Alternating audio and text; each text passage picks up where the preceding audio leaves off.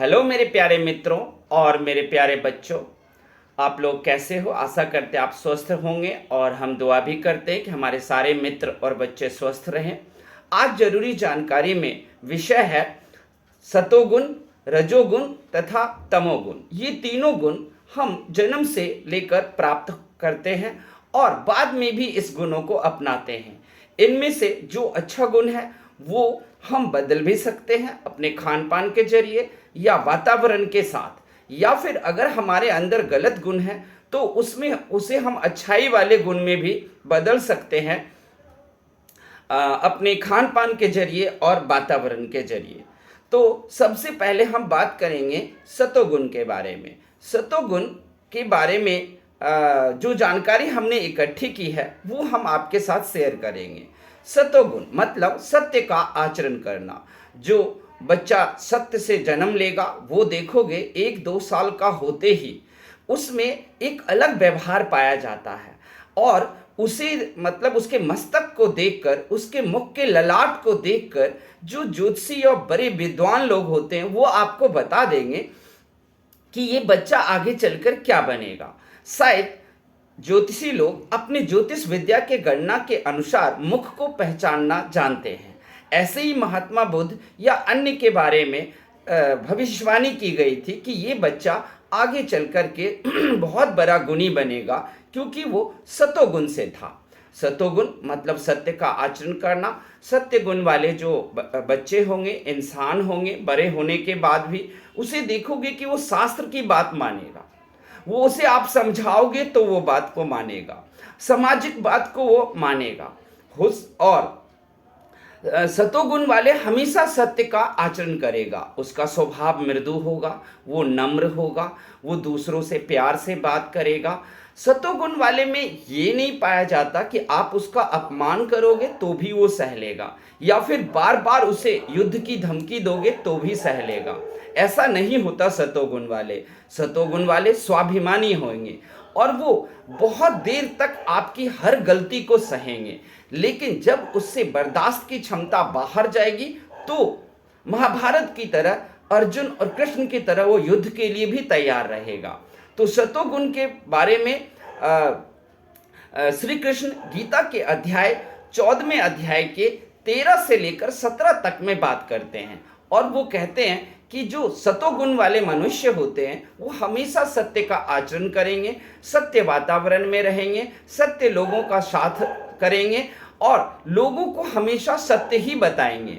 सतोगुण वालों के लिए कितना भी उसके पास प्रॉब्लम आ जाए, समस्या आ जाए, लेकिन वो घबराएंगे नहीं, क्योंकि वो सतोगुण यानी कि सत्य के गुण को अपनाने वाले लोग हैं। अब आते हैं रजोगुण के बारे में। रजोगुण के बारे में भी भगवान श्री कृष्ण अपने गीता के अध्याय 14वें में 13 से 17 तक बताते हैं। रजोगुण वाले थोड़ा सा तामसी प्रवृत्ति के होते हैं, और रजोगुण वाले हमेशा देखोगे वो राजा बनते हैं, वो कभी मंत्री या फिर कोई और चीज, शांति वाले चीज नहीं होंगे। रजोगुण वाले निश्चित रूप से वो मांस खाना भी पसंद करेंगे, मछली खाना भी पसंद करेंगे, और वो लड़ाई झगड़े या तुरंत ही यानी कि शॉर्ट टेम्पर वाले लोग होंगे। ये जल्दी ही गुस्सा हो जाते हैं, और ये इसका वजह है खान पान। वो मदिरा या मांस या मछली या अन्य तरह के चटपटे खाने को पसंद करेंगे, जबकि सतोगुण वाले नहीं। सतोगुण वाले हमेशा सत्य से भरी हुई भोजन को ही लेंगे। उन्हें किसी भी प्रकार के भोजन, सतोगुण वाले गलत भोजन नहीं कर सकते। अब आते हैं तमोगुण के बारे में। तमोगुण वाले होते हैं जो अपने आप को अंधेरे में लेकर चले जाते हैं। वो मतलब ढूंढते रहते हैं कि सत्य क्या है, सतोगुण क्या है, रजोगुण क्या है। जब ये दोनों ही गुण उनको प्राप्त नहीं होते हैं तब वो तमोगुण में चले जाते हैं, यानी कि उनका जीवन अंधकार में चला जाता है और वो पूरी तरीके से अंधकार से भर जाते हैं और उनमें नकारात्मक शक्ति घुस जाती है। अब प्रश्न उठता है कि क्या अंधेरे में यानी कि तमोगुण में रहकर हम सतोगुण की खोज कर सकते हैं? बिल्कुल नहीं। तमोगुण का मतलब ही है कि आप डिप्रेशन में चले गए हो, आप अंधेरे का शिकार हो गए हो, आप में नकारात्मक शक्ति भर गई है, आप मतलब इस दुनिया में विश्वास नहीं करना चाहते, आप नास्तिक हो जाते हो, आप भगवान में विश्वास नहीं करते हो, समाज के जितनी भी रीति रिवाज हैं वो सब आपको तुच्छ लगने लगता है, समाज की जितनी भी संस्कृति है उन सारे संस्कृतियों को आप खराब समझने लगते हो। ये है तमोगुण वाले। तो अब आपने देखा, सतोगुण सत्य का आचरण करेगा, रजोगुण वाला थोड़ा सा तामसी प्रभाव का होगा, तमोगुण वाले अंधेरे का शिकार हो जाता है, यानी कि वो नकारात्मक शक्ति से भर जाता है। सतोगुण वाले का जो खान पान होगा वो आप देखोगे कि उनका सत्य से भरा हुआ भोजन ही होगा, यानी कि जो भी भोजन शास्त्र के अनुसार, प्रकृति के अनुसार तय की गई है उन सारे भोजन को वो अपनाएंगे। रजोगुण वाले अपने मन का भोजन अपनाएंगे, वो शास्त्र के अनुसार भोजन नहीं अपनाएंगे। रजोगुण वाले अपने तरीके से चाहेंगे कि ये दुनिया चले, वो किसी की बात नहीं मानते हैं और उनमें और वो अपने बाहुबल पर विश्वास करते हैं और वो मतलब बिना मतलब के युद्ध और लड़ाई झगड़े को भी अपना लेते हैं। तमोगुण वाले बिल्कुल एक तरह से कह लो कि वो सन्यास जैसे जीवन को ले लिया, ना उसे रजोगुण से मतलब है ना सतोगुण से। तमोगुण में भोजन के स्थान पर में वो ज्यादातर उपवास करने लगते हैं और ऐसे कोई भी उन्हें भोजन दे दो उन्हें कोई मतलब नहीं है, क्योंकि वो जिंदगी से हार गए हैं। तमोगुण का मतलब ही होता है जिंदगी से हार जाना।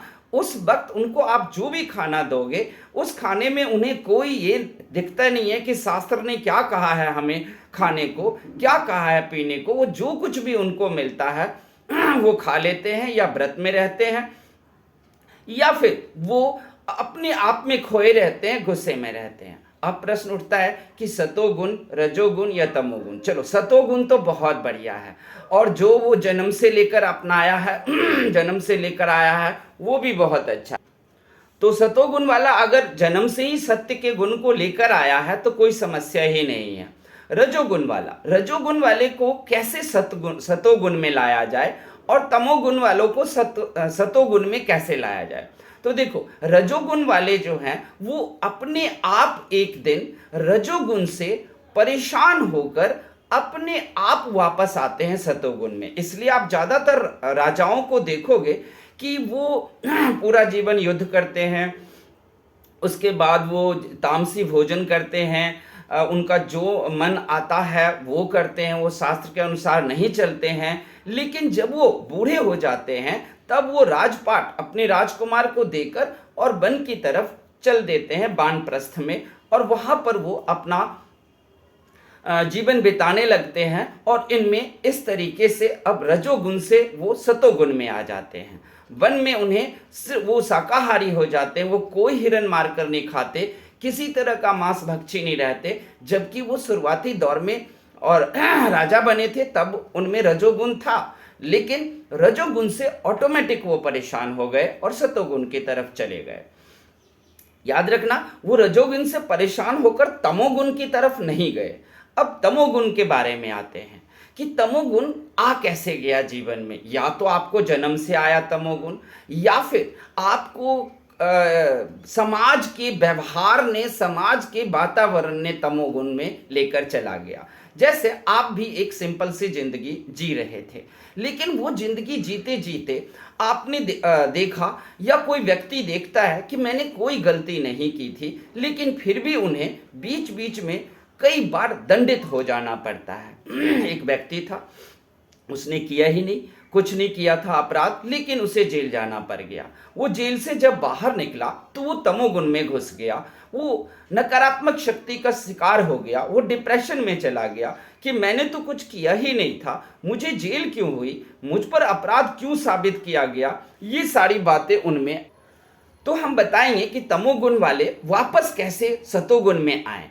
तो तमोगुण वाले जब उनको मान लो उनको बेकसूर थे वो, और बेकसूर निरपराध होने के बावजूद उनको दंडित होना पड़ा, तब उनको चाहिए कि पहले तो वो गीता का अध्ययन करें और वहां पर देखें कि अर्जुन को एक हिजरे का जीवन भी जीना पड़ा है, लेकिन तब भी वो कहां नहीं गए, तमोगुण में नहीं गए।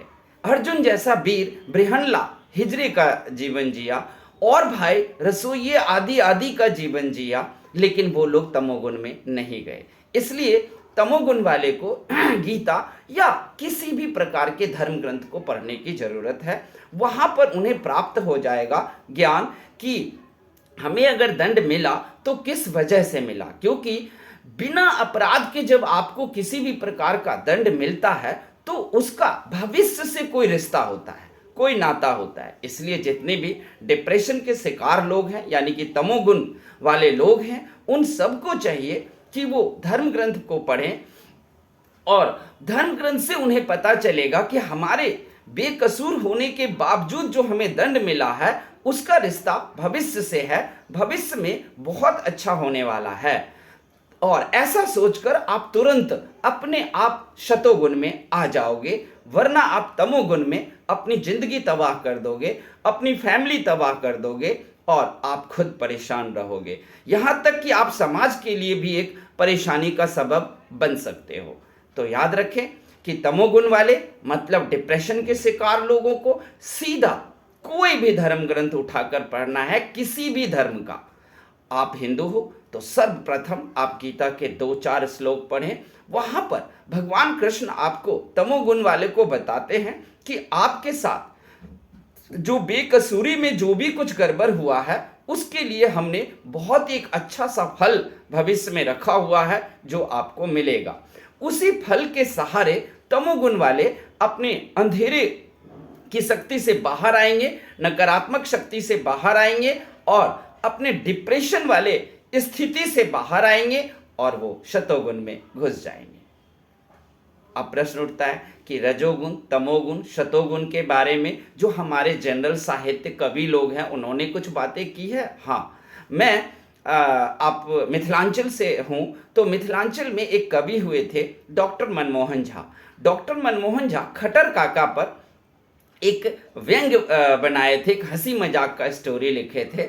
उसमें उन्होंने सतोगुण, रजोगुण और तमोगुण को चूरा दही चीनी में अटैच कर दिए थे।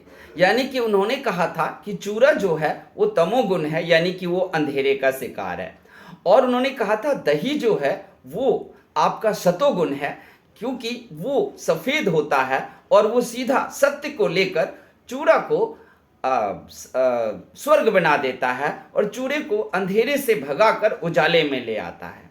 और जब चीनी पड़ता है उस पर तो वो रजोगुण है, क्योंकि चीनी में बेहद अच्छा कार्बोहाइड्रेट होता है और वो चूड़ा दही चीनी में मिलने पर स्वाद से लेकर और बड़ी तेजी से कार्बोहाइड्रेट नामक एनर्जी देती है। तो ये बात मुझे याद था उस कहानी से, तो मैंने ऐसे ही आपको एक हंसी मजाक का रजोगुण, तमोगुण और शतोगुण का चूरा दही चीनी से भी संबंध है। यानी कि चीनी रजोगुण है और दही आपका दही जो है वो चीनी रजोगुण है और चूरा तमोगुण है और दही सतोगुण है। ऐसा डॉक्टर मनमोहन झा ने ऐसा एक स्टोरी लिखा था और उस स्टोरी का कैरेक्टर था खट्टर काका।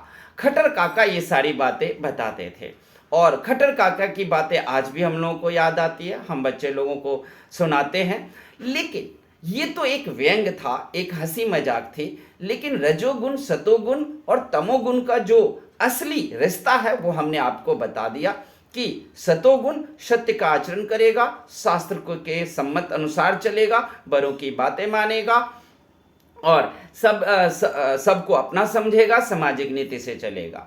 और रजोगुण वाले तामसी प्रभाव के होंगे, शॉर्ट टेम्पर होंगे, जल्दी गुस्सा आएगा, उनका खान पान मांस मछली और अन्य तरह के गुस्सा दिलाने वाले या उकसाने वाले भोजन होगा, वो युद्ध में विश्वास करेंगे।